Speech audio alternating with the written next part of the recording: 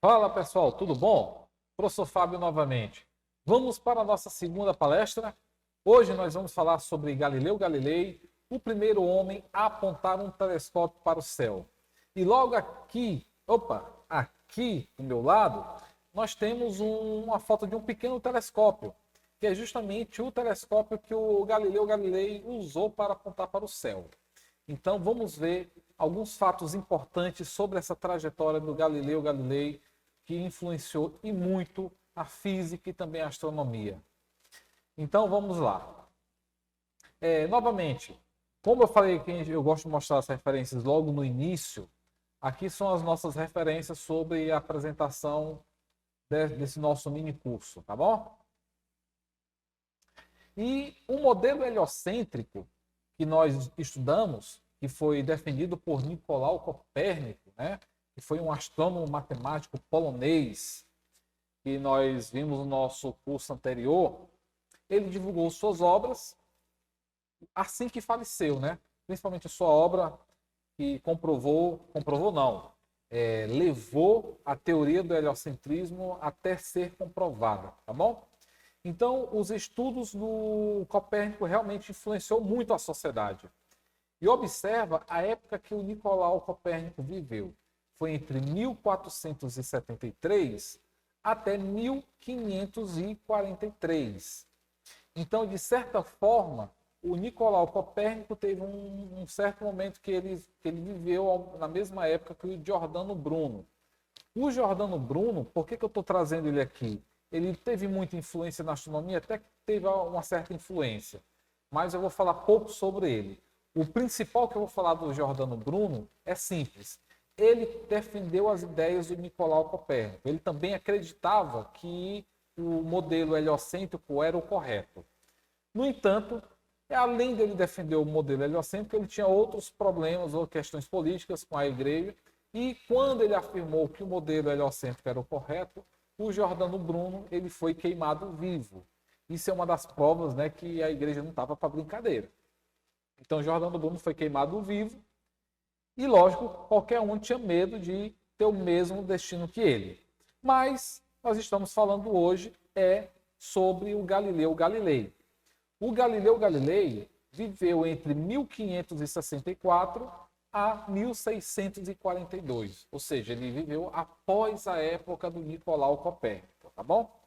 Então, o Galileu foi um astrônomo, físico e engenheiro, às vezes descrito como polímata, com frequência referenciado como pai da astronomia observacional, pai da física moderna, pai do método científico e pai da ciência moderna. O heliocentrismo, na visão do Galileu, teve vários impactos. Então, a gente vai ver aqui a história do Galileu, que se confunde também com a história da física e da astronomia. Quais as contribuições de Galileu para o heliocentrismo? São várias. E quem era Galileu Galilei? Essa é uma pergunta que nós vamos compreender a partir de agora. Vamos lá. Eu quero trazer para vocês inicialmente, né, um pequeno vídeo mostrando um pouco sobre as características pessoais do Galileu Galilei. Então vamos lá. Era um período de discórdia no mundo cristão. Ameaçada pela reforma protestante, a Igreja Católica Romana exigia a adesão total a seu dogma e tinha o reforço da violenta ameaça da Inquisição. O medo da heresia estava no ar.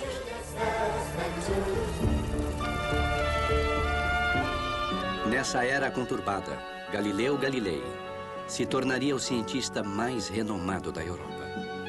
Ele era muito confiante, era um escritor brilhante, tinha uma inteligência tremenda. Se existe alguém a quem se pode atribuir a criação da ciência moderna, esse alguém tem de ser Galileu. Suas primeiras experiências estabeleceram as bases da física moderna e suas observações revelaram novas verdades sobre o universo. O que temos em Galileu é um conjunto de coisas. Um homem que é mecânica e praticamente muito bom. Um homem que é ótimo filósofo sobre a natureza. E um homem que é ambicioso. Então, pessoal, aí está um pouquinho o princípio da história do Galileu Galilei. E eu queria trazer algumas algumas características e alguns feitos do Galileu para a gente poder dar continuidade aqui ao nosso curso. Então, algumas realizações de Galileu. Ele comprovou que o tempo de queda dos objetos não depende da sua massa. Isso foi um feito importantíssimo. Por quê? Porque a ideia defendida por Aristóteles era justamente que o objeto mais pesado cairia primeiro que o objeto mais leve. E reza a lenda, diz a história, que a gente não sabe se é verdade, diz que Galileu subiu na Torre de Pisa e jogou de cima da torre 2 objetos com massas diferentes. E os dois, lógico, chegaram no chão ao mesmo tempo. O outro feito do Galileu Galilei foi o aperfeiçoamento dos telescópios. O tema telescópio a gente também vai falar em um outro curso. E o aperfeiçoamento dos telescópios que o Galileu fez foi justamente para poder facilitar, para poder melhorar os seus estudos do céu. E como nós já falamos anteriormente, o Galileu é considerado o pai da física experimental. Ele foi o primeiro que utilizou de um experimento para comprovar uma teoria. E o mais importante, ele foi o primeiro homem a apontar um telescópio para o céu. E isso mudou a nossa vida no contexto da astronomia. Isso revolucionou, na verdade. Vamos lá. Aqui está uma representação do Galileu apontando o telescópio para o céu e fazendo suas observações. Quando o Galileu apontou o telescópio para o céu, deixa eu me tirar aqui do vídeo. Quando ele apontou o telescópio para o céu, primeiro ele viu a Lua. E olhando para a Lua, ele começou a perceber as crateras existentes na Lua. Então, olhando para essas crateras, ele já viu que a Lua não era um objeto perfeito, né? Que tinha suas crateras, suas ondulações. E ele desenhou, aqui são desenhos feitos por Galileu. Então, ele começou a ver as fases da Lua. O Galileu também pegou o telescópio e apontou para Júpiter. E quando ele apontou para Júpiter, foi um dos momentos que ele teve a maior satisfação. Por quê? Primeiro, ele olha para Júpiter. Quando ele olha para Júpiter, ele vê, esse ózinho aqui está representando Júpiter. Ele vê 3 estrelas nesta posição. Dias depois, ele olha novamente para Júpiter. Só que agora, essas 3 estrelas mudaram de posição. Elas estão nesta ordem aqui. E quando ele olha em um outro momento, ele vê apenas 2 e as 2 estão mais ou menos nessa posição. Então, o que foi que o Galileu pensou? Olha, eu tenho algumas estrelas que não estão girando ao redor da Terra. E ele começou a perceber que essas estrelas, na verdade, eram luas. E essas luas estavam girando ao redor de Júpiter. Então aí já começou o Galileu já começou a perceber que realmente o modelo proposto por Copérnico era o ideal. Em uma outra observação, o Copérnico apontou para Saturno. E quando ele apontou para Saturno, lógico, o seu telescópio não era muito bom, ele começou a ver de início essas imagens aqui, ó, A1 e A2. Então era mais ou menos isso que o Galileu conseguia ver com o seu telescópio. Esse telescópio do Galileu, hoje em dia, nós chamamos de um telescópio refrator. E é muito pequeno comparado ao que temos os melhores de hoje em dia, né? Mesmo os caseiros. E mesmo assim o Galileu começou a perceber a órbita dos planetas. Ele começou a estudar a órbita dos planetas e começou a analisar que fazia sentido a ideia que Copérnico defendia. Tá bom? Então, a partir desse ponto, essas observações astronômicas desenvolveram mais ainda a astronomia, porque o Galileu começou a ver aquilo que o movimento dos planetas em relação ao espaço. Então, vamos ver aqui uma outra passagem ainda sobre o Galileu Galilei, justamente esse momento que ele aponta o telescópio para o céu. Vamos lá. Foi a noite em que Galileu apontou seu novo telescópio pela primeira vez para a Lua, que se punha atrás das colinas de Pádua, e começou a esboçar o que ele observava. Foi o início de 8 semanas de noites em claro em seu pequeno quintal, repentinamente transformado no primeiro observatório astronômico do mundo. Pelas minhas observações, fui levado a crer que a superfície da Lua não é lisa, não é uniforme, como muitos filósofos acreditam que ela e outros corpos celestes sejam. Mas é, sim, desigual, acidentada e cheia de cavidades e proeminências, tendo, assim como a face da Terra, relevos de cadeias de montanhas e vales profundos. A lua que Galileu via era parecida com a Terra, e ele desenhou seus traços com detalhes parecidos com os da Terra. Se a superfície de um corpo celeste se assemelhava à Terra, talvez os céus e a Terra não fossem tão diferentes como todos achavam.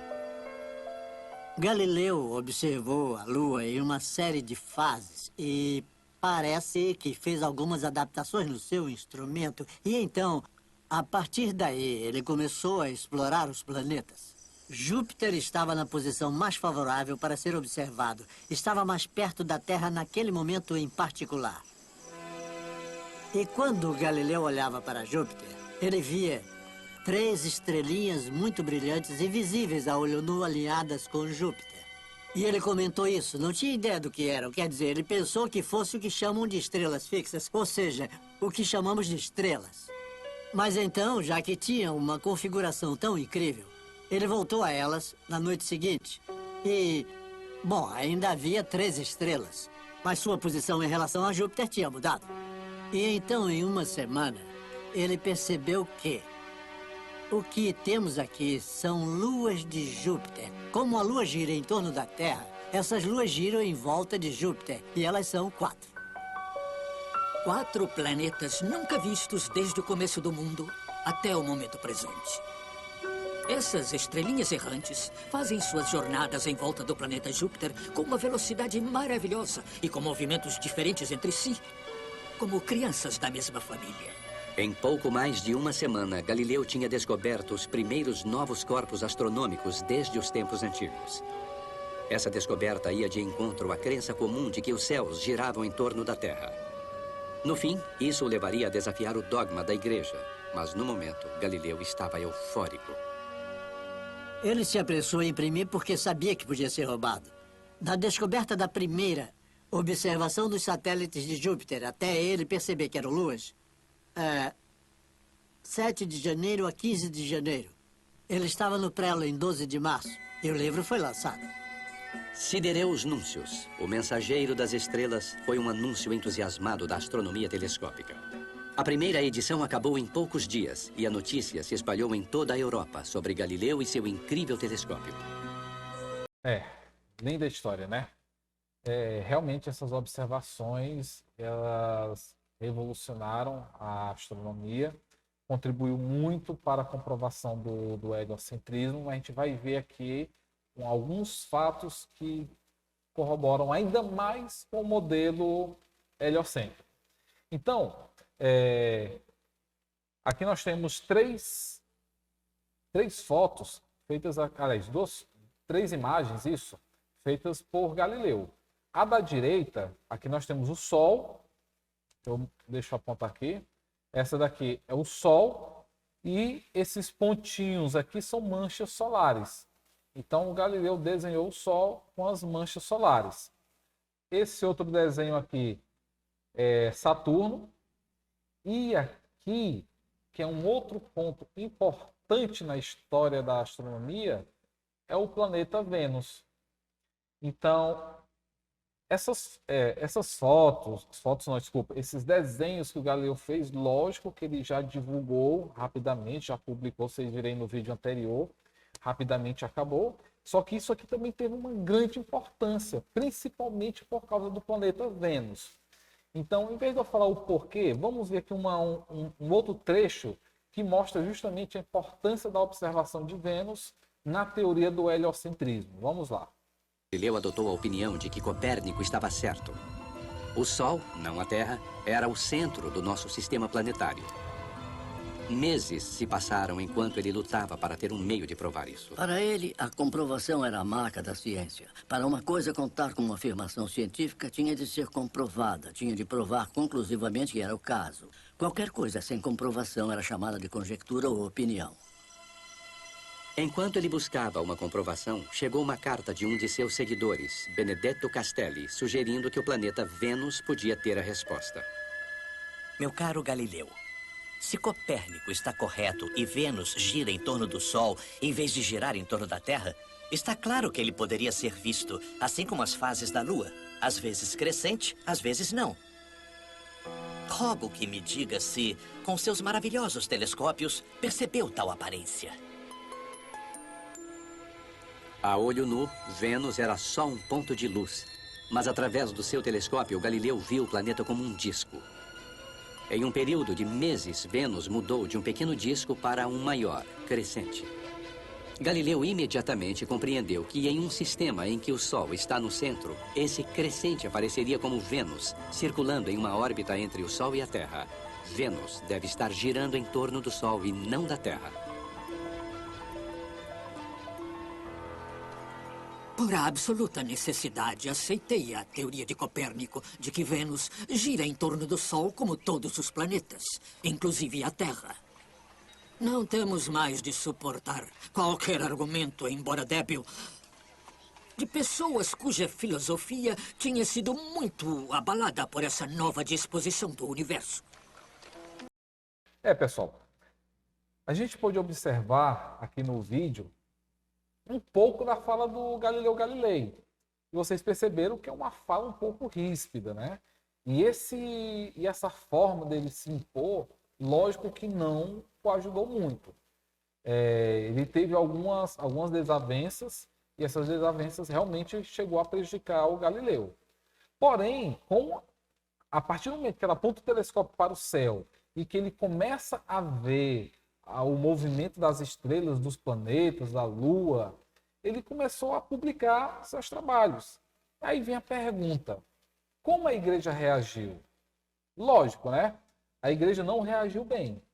Então a igreja não se agradou dessa teoria, mas o Galileu conseguiu prosseguir com seus estudos, por afirmar publicamente que a Bíblia não estava errada. Então ele foi esperto. Ele falou: olha, a teoria é essa, mas a Bíblia não está errada. O que foi que ele comentou? É que os intérpretes da Bíblia é que poderiam errar. Porém, em 1616, o cardeal Roberto Bellarmino, que foi o inquisitor do Giordano Bruno, informou a Galileu a decisão da Inquisição Católica Romana, que o condenou a não defender as ideias de Copérnico. Vamos deixar claro o seguinte: ele poderia estudar, mas ele não poderia defender. Então aí tem uma diferença importante. E um fato importante: o cardeal Roberto Bellarmino, ele gostava das ideias de Copérnico, não assim das afirmações. Pelo fato de observar o céu, ele era um entusiasta dessa forma de estudo, né? Porém, a Inquisição condenou ele a não defender as ideias de Copérnico.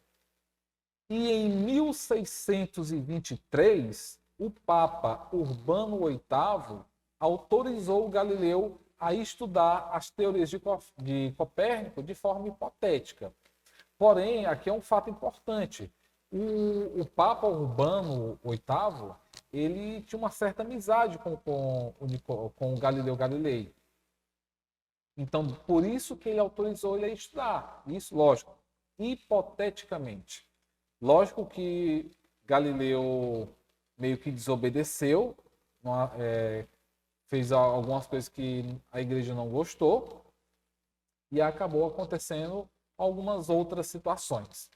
Então, a partir do momento que o Papa autorizou ele a estudar de forma hipotética, quando foi em 1632, o Galileu publica o diálogo sobre os dois principais sistemas do mundo. É um relato de conversas entre o cientista copernicano, Salviati, um estudioso imparcial e espirituoso chamado Sagredo, e um ponderado aristotélico chamado Simplício, que empregou argumentos conservativos em apoio da geocentridade, e foi retratado no livro como um idiota intelectualmente inepto. Esse foi um dos problemas, porque algumas pessoas entendiam que o Simplício seria a representação do Papa, né? Ou da Igreja, não sei bem ao certo. Com aquele comportamento do Galileu, né, de ser um pouco arrogante, ele teve a perda de muitos de seus defensores. E por causa do diálogo sobre os dois principais sistemas do mundo, o Galileu foi condenado a ser julgado por suspeita de heresia em 1633. Então a gente pode imaginar mais ou menos o que aconteceu com o Galileu, né? E aqui nós temos uma foto, né, da obra publicada por Galileu. E aqui estão os 3 personagens. E essa foi a obra divulgada por Galileu. Eu queria mostrar para vocês também mais um pouco do que aconteceu com o Galileu após a publicação. Ele foi justamente condenado, né? Ele foi julgado. E o que foi que aconteceu nesse julgamento? Eu queria mostrar esse vídeo primeiro para a gente poder entender mais um pouquinho da história do Galileu. Vamos lá. Galileu terminou seu grande livro na véspera de Natal de 1629. Ele o chamou de Diálogo sobre os dois grandes sistemas do mundo. É uma obra-prima da retórica. Galileu explica a nova visão do mundo. É um debate sobre o mundo dos sistemas. O Sol é o centro do universo ou é a Terra o centro do universo? Ele apresenta todas as suas maravilhosas descobertas com o telescópio. E você é simplesmente levado nessa narrativa. Galileu cria 3 personagens vivazes, nobres de Veneza. O primeiro personagem, o anfitrião, promove um debate entre seus 2 convidados falantes. Um dos visitantes fala claramente por Copérnico e Galileu. Mas o outro, Simplício, o simplório, é um contraste cômico que enuncia as doutrinas da Igreja sobre ciência e filosofia. Galileu obteve a permissão de um censor amigo para publicar seu livro em Florença. Ele sabia que seria muito mais difícil de persuadir os censores de Roma. Despachou um punhado de cópias para o Vaticano, mas antes que pudesse saber do resultado, Florença foi acometida por uma terrível catástrofe. E aqui nós temos uma foto que mostra sobre a Santa Inquisição e Galileu foi julgado, né? E sobre esse julgamento também tem um outro vídeo que pode representar um pouco melhor sobre essa situação. Vamos lá. Aqui está uma representação do momento, né, do julgamento do Galileu. Então, mesmo que o Papa tinha autorizado o Galileu a estudar, mas ele não autorizou a publicar nada. Então, por conta disso, o Papa Urbano VIII ordenou um novo julgamento pela Inquisição Católica Romana. E Galileu foi condenado à prisão domiciliar por praticar heresia. Então, o Galileu sofreu muito, lógico, né? Foi julgado. E eu vou passar aqui para vocês um pequeno vídeo sobre esse momento do julgamento do Galileu, tá bom? Aí após esse vídeo a gente fala mais algumas coisinhas. Vamos lá. Na manhã de sua sentença, Galileu foi levado mais uma vez diante da Inquisição, dessa vez usando as vestes brancas de um penitente.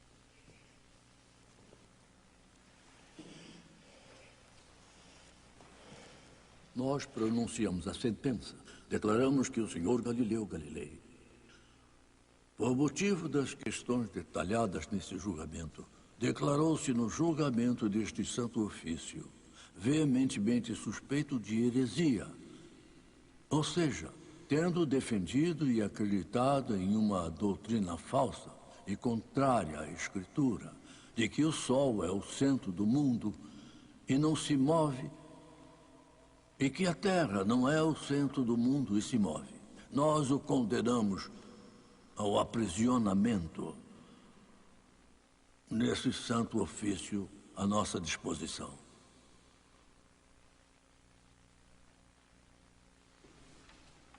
Um acordo provavelmente foi feito. Galileu teve a chance de renunciar a seus erros. Em vez de passar o resto da vida em um calabouço, o velho ajoelhou-se como ordenado. Eu Galileu, filho de Vincenzo Galilei de Florença. 70 anos de idade, ajoelhe-me diante do Senhor. Juro que sempre acreditei e acredito agora, e com a ajuda de Deus sempre acreditarei em tudo o que é ensinado, defendido e pregado pela Santa Igreja Católica. Eu abjuro com fé sincera e sincero coração. Eu amaldiçoo e abomino quaisquer erros e heresias. Que Deus me ajude. Amém.